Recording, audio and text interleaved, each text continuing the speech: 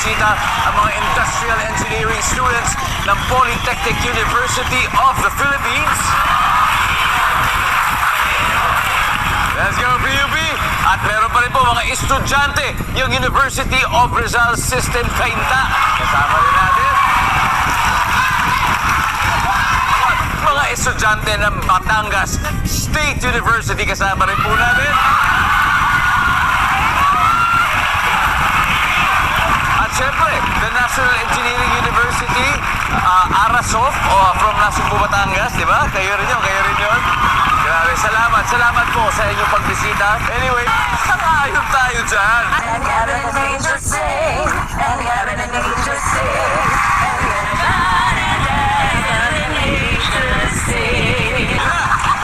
Merry Christmas na! Mga estudyante natin, gusto niyo ba sumali rito? Gusto niyo bang manalo ng 5,000 pesos? Pues, eto na. Go. Sino? Okay, go.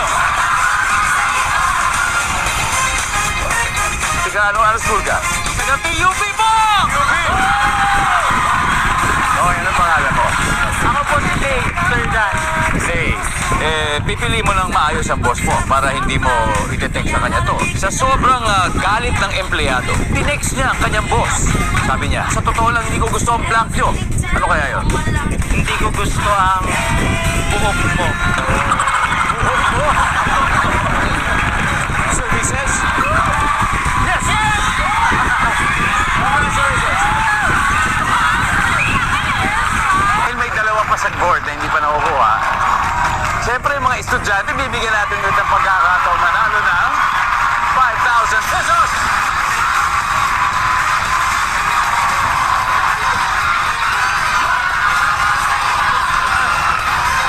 Ikaw si Jomar Firmante. Yes po.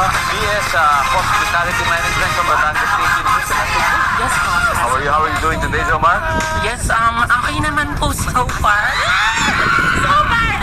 Jomar, ano bang palayo mo, Jomar? Ano po, you can call me Ariana. Ayan.